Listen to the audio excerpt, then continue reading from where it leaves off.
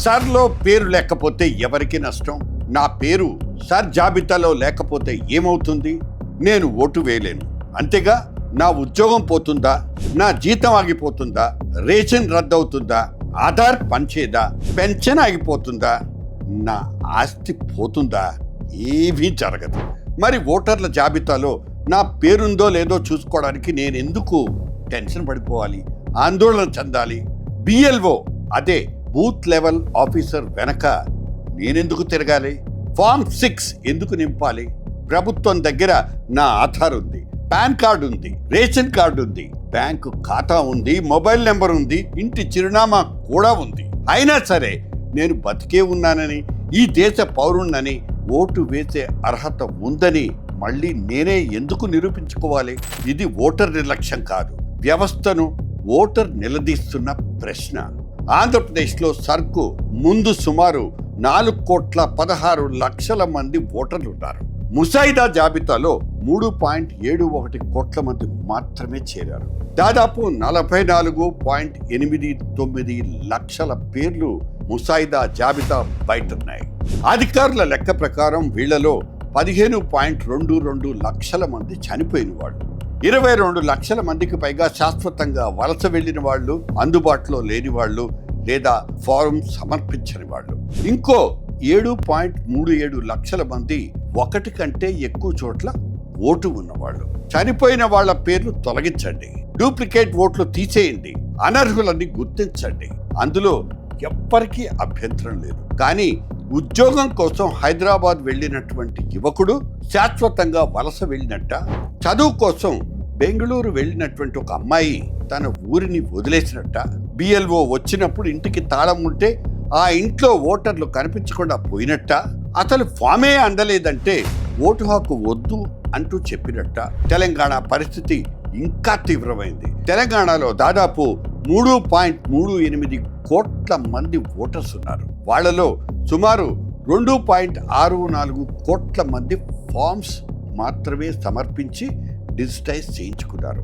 మిగిలిన 73.52 లక్షల మంది ఫామ్స్ సమర్పించని వాళ్ళు లేదా యాబ్సెంట్, షిఫ్టెడ్, డెడ్ అంటే ఏఎస్డి కేటగిరీలో ఉన్నవారిగా గుర్తించారు. ఇది తుది తొలగింపుల సంఖ్య కాదు, కానీ తెలంగాణలో ప్రతి 5 ఓటర్లలో ఒకరి పేరు క్వశ్చనబుల్. తాజా సమాచారం ప్రకారం వీళ్లలో సుమారు 9.1 లక్షల మంది చనిపోయిన వారిగా, 10.3 లక్షల మందిని కనిపించని వారిగా, 43 లక్షల మందిని శాశ్వతంగా వలస వెళ్లిపోయిన వాళ్లగా, 6.6 లక్షల మందిని డూప్లికేట్ ఓటర్స్ గా గుర్తించారు. హైదరాబాద్, రంగారెడ్డి, మేడ్చల్, మల్కాజ్గిరి జిల్లాల్లోనే సుమారు 41.5 లక్షల ఫామ్స్ సేకరించలేకపోయారు. హైదరాబాద్ జిల్లాలో పంపిణీ చేసిన 47.36 లక్షల ఫామ్స్ లో 27.68 లక్షలు మాత్రమే తమ ఫామ్ సబ్మిట్ చేశారు. సుమారు 18.74 లక్షల మంది ఏఎస్డి కేటగిరీలో ఉన్నారు. అంటే హైదరాబాద్ లోనే దాదాపు 40% మంది ఓటర్స్ ప్రశ్నార్థక జాబితాలో ఉన్నారు. హైదరాబాద్ లో ఉద్యోగులు ఉంటారు, వలస కార్మికులు ఉంటారు, అద్దె ఇళ్లలో ఉండే కుటుంబాలుంటాయి, గేటెడ్ కమ్యూనిటీల్లో నివసించే వాళ్ళు ఉంటారు, ఉదయం పనికి వెళ్లి రాత్రి తిరిగి వచ్చే వాళ్ళు ఉంటారు. ఇంటికి తాళం ఉందని వాళ్ళనందరినీ కనిపించని వాళ్ళ కేటగిరీలో లేదా శాశ్వతంగా వెళ్లిపోయిన వాళ్ళ కేటగిరీలో ఎలా చేర్చగలరు? నగర జీవన విధానాన్ని అర్థం చేసుకోలేని వెరిఫికేషన్ ఓటర్ల జాబితాను ఎలా క్లీన్ చేస్తారు?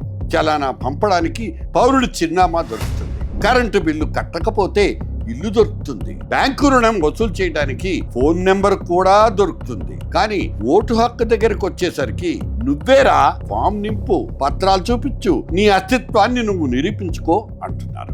ఇదేంటి? ఒక పౌరుణ్ణి గుర్తించడం ప్రభుత్వ బాధ్యత కాదా? ప్రభుత్వానికి తనను తాను పరిచయం చేసుకోవడం పౌరుడి బాధ్యత. సరే, పేరు పోయింది, యువత మళ్ళీ తమ పేరు చేర్చుకోవడానికి పరిగెత్తుతుందా? లేదు. ఎందుకంటే ఇప్పటి యువత ఓటర్ల జాబితాలో పేరు పోయిందని భయపడటం మానేసింది. తన ఓటుకు విలువ పోయిందంటూ విసిగిపోతుంది. ఓటు వేయండి, ప్రజాస్వామ్యాన్ని కాపాడండి అంటూ ప్రతి ఎన్నికల్లో ఉపన్యాసాలు ఇస్తారు రాజకీయ నాయకులు. అసలు ఏ ప్రజాస్వామ్యాన్ని కాపాడాలి? సామాన్య యువకుడు ఎన్నికల్లో పోటీ చేయగలడా?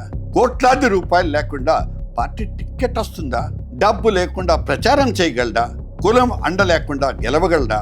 రాజకీయ కుటుంబం లేకుండా నాయకుడిగా ఎదగలడా?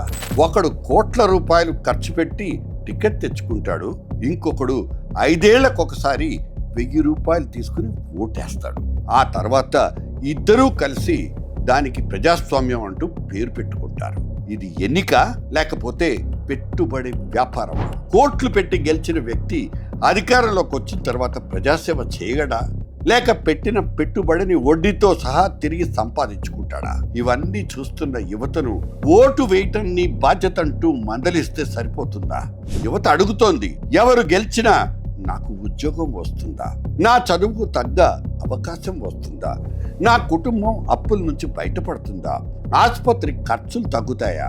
ఇంటి అద్దె తగ్గుతుందా? నా ప్రతిభకు రాజకీయాల్లో అవకాశం దొరుకుతుందా? ఇవేమీ జరగనప్పుడు నా ఓటు వల్ల ఏం మారుతోంది? ఇదే యువత అసంతృప్తి. చదువు ఉంది, ఉద్యోగం లేదు. ప్రతిభ ఉంది, అవకాశం మాత్రం లేదు. ప్రశ్నలున్నాయి, సమాధానాలు మాత్రం లేవు. కోపం ఉంది, రాజకీయ ప్రాతినిధ్యం లేదు. Political representation. అందుకే యువత పోలింగ్ బూత్ కు వెళ్ళడం లేదు. సోషల్ మీడియాలో తిట్లు తిడుతోంది, రీల్స్ లో తిరుగుబాటు చేస్తోంది, రోడ్ల మీద ఆగ్రహం చూపిస్తోంది.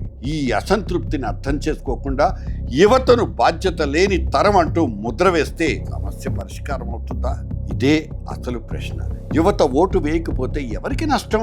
యువతకు వెంటనే వచ్చే నష్టం ఏమీ లేదు. రాజకీయ పార్టీలకు కూడా పెద్దగా నష్టం లేదు. గమనించండి, ఎందుకంటే వాటికి స్థిరమైన ఓటు బ్యాంకులు ఉన్నాయి, కులాల ఓట్లున్నాయి, మతాల ఓట్లున్నాయి, పథకాల లబ్ధిదారుల ఓట్లున్నాయి, డబ్బుకు లొంగే ఓట్లు కూడా ఉన్నాయి, పార్టీ చెప్పిన వారికే వేసే ఓట్లు కూడా ఉన్నాయి. యువత ఓటు వేయకపోతే ఈ సంఘటిత ఓటు బ్యాంకుల విలువ మరింత పెరుగుతుంది. అంటే యువత ఓడిపోవడం కాదు, యువత అవసరం లేకుండానే రాజకీయ వ్యవస్థను గెలవటం. సర్లో ఓటర్లను శుద్ధి చేస్తున్నామని ఎన్నికల సంఘం చెబుతోంది. మరి రాజకీయాల్ని ఎవరు శుద్ధి చేస్తారు?